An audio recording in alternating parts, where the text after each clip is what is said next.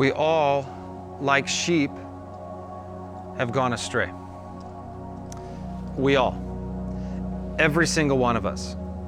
I'll go first. Me. But the truth is you. We all, like sheep, have gone astray. And our straying is why we're here right now. Good Friday, every single year, is you and I slowing down to acknowledge and remember our straying. For you and I to slow down enough and with a somber heart, remember and acknowledge that our wandering is what put him there. We wandered, we strayed, and our iniquity brings us to this day. Good Friday is a day that you and I are reminded that we all, like sheep, have gone astray. Good Friday reminds us that every sheep is the same, but not every shepherd is. In fact, what I'd like us to do this Good Friday is for us to leave this day and go all the way back to the days of Ezekiel. So this is what we're going to do. We're going to look at the book of Ezekiel. Everyone say Ezekiel. Ezekiel, yeah, not the bread, the prophet Ezekiel. This is one of the books in the Old Testament. So many of you are brand new to church, you're brand new to reading the Bible. You're like, what? Didn't know Ezekiel was in the Bible. Yes, it is an Old Testament book. And in Ezekiel, one of the themes is about sheep and shepherds. All sheep are the same, but not every shepherd is. In fact, this is what it says in Ezekiel 34. Let me read to you the word of God. It says this: "Woe to you, shepherds of Israel." God, through Ezekiel in this moment, he is calling the shepherds of Israel to the carpet. Those in leadership, the priests and the prophets and the kings. He's saying, listen, I see what you're doing. He's saying, woe to you, shepherds of Israel, who only take care of yourselves. Should not shepherds take care of the flock? You eat the curds. And let me just pause here for a second. Some of you are from Wisconsin, and you're like, oh my gosh, this is my favorite verse. Okay, he's not talking about cheese curds. He's talking about the best parts.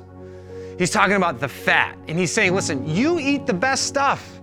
You choose the best for yourself. He's calling these shepherds to the carpet. He's saying, this is what you do. You eat the curds. You clothe yourselves with the wool. You slaughter the choice animals, but you do not take care of the flock. You've not strengthened the weak or healed the sick or bound up the injured. You've not brought back the strays or searched for the lost. When they were scattered, they became food for all the wild animals. Every sheep is the same, but not every shepherd is. And because of that, the people of God, they wandered, they strayed, and they found themselves in dangerous places and in dark valleys. Would the shepherds search for them? No. These shepherds were self-serving. These shepherds used their authority and used their power to serve themselves. Search for one lost sheep. Why would we do that? Why would we leave the flock and go after one? Why would we even risk our own lives going after one? Search? No. That's not what we do.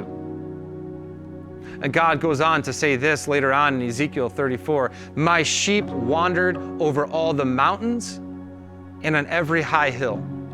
They were scattered over the whole earth, and no one searched or looked for them."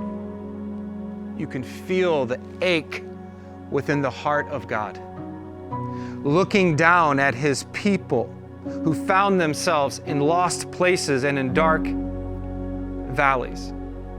The storyline that was true during this stretch of time, over and over again. This storyline that was true for generation after generation after generation is: the sheep die, the shepherds live.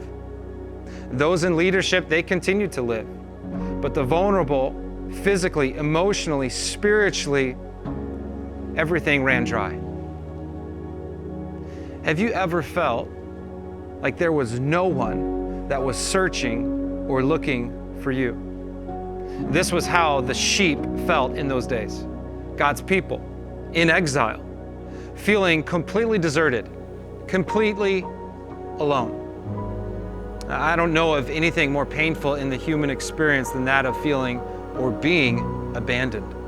Abandonment. I counsel and have pastored a lot of people over the years, and this is one of the themes or one of the stories that have caused the deepest amount of pain in people, is that feeling of abandonment, that feeling of when I was most vulnerable, no one came. This is how they felt in exile. And yet there was a remnant that held on to hope that somehow and in some way and someday God would raise up a good shepherd. A good shepherd that would search. And isn't it amazing to think that over 500 years after Ezekiel, there was a teacher who began to trend. People began to gather all around to hear him tell stories, and he would tell these stories that shocked the world, stories that opened something deep within their wandering heart when he tells stories. Stories like a shepherd that would leave the 99 and go after the one. This miracle worker, this teacher, this Jesus of Nazareth, he not only told stories, he made statements. Statements that would end up costing him his life. Statements like, I am the true vine. Statements like, I am the bread of life. Statements like, get this, I am the good shepherd. I am the good shepherd. In John's Gospel, chapter 10, this is one of the most incredible statements for every single person listening right now. Listen, there is a good shepherd who came for your rescue. A good shepherd who sees you and who saw the sheep in that place of despair, feeling abandoned, who left the 99 and came for our rescue. Jesus is that good shepherd that you've been hoping and longing for your entire life. That's what Good Friday is about. It's you and I remembering that, yes, though like sheep we have gone astray, Good Friday we remember that God laid on him the iniquity of us all. And Jesus is the Good Shepherd. My question for us this Good Friday, is Jesus your Good Shepherd? Is he? Is he your Good Shepherd? Because if Jesus is your Good Shepherd, I can tell you today is not just tradition. If Jesus is your Good Shepherd, I can tell you today, tonight is not just checking a box. It's not just pleasing a family member. No. Today is much deeper than that. Today is a day where you remember that you have in Jesus a shepherd for your soul. The one who searched and found you. I am the good shepherd, Jesus says. The good shepherd lays down his life for his sheep. Good? Oh, he's the good shepherd. Do you know him?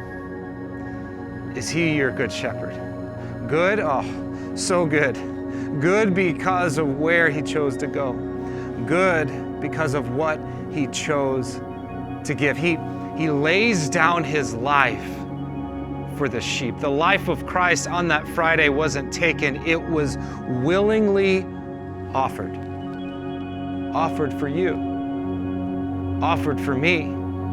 And in doing so, the storyline changed on that Friday. The storyline became the sheep live, the shepherd died.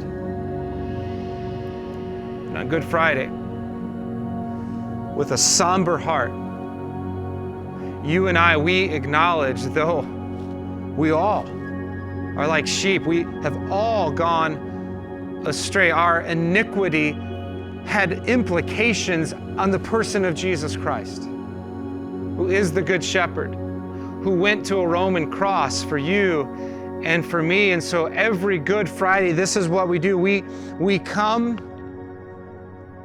and we kneel at the cross. Right now, I want to invite you to pray one of two words.